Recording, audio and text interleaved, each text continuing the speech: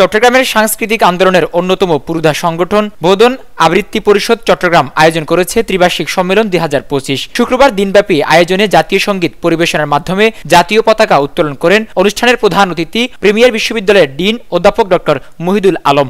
ভূমিকম্প হচ্ছে, এটাও কিন্তু প্রাকৃতিকভাবে হচ্ছে তাও না, এটা তো মানুষের একটা অবদান আছে। আপনি যদি বেশি বিল্ডিং করেন, জমির যদি ক্ষমতা কমে যায়, সেখানে প্লেটগুলো নড়াচড়া করবেই। কাজে এইভাবে যদি সচেতনতা বোধটা যদি আমরা তৈরি করতে পারি বিজ্ঞান দিয়ে, যুক্তি দিয়ে।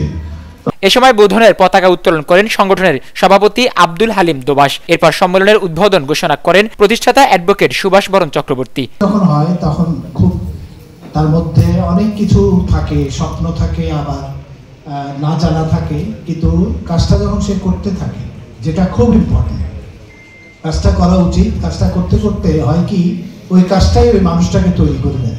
আবৃত্তি, আলোচনা সভা সব মিলিয়ে শিল্পকলায় জমে ওঠে সংস্কৃতির এক প্রাণবন্ত পরিবেশ। যে কয়েকটি আবৃত্তি সংগঠন আমাদের কবিতাকে ফেরি করে বেড়াচ্ছে, জনপ্রিয় করে তুলছে, পাঠকের কাছে, মানুষের কাছে, দর্শকদের কাছে পৌঁছে দিচ্ছে কবিতার বাণী, তাদের মধ্যে বোধন অন্যতম।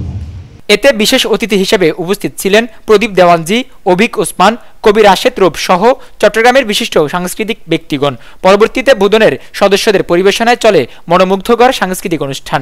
এতে কাউন্সিল পরিচালনা করেন প্রধান নির্বাচন কমিশনার লিলি বড়ুয়া এবং সহকারী কমিশনার অলোক ঘোষ পিন্টু ও শাহরিয়ার খালেদ। নিউজ ডেস্ক, দৈনিক পূর্বকোণ।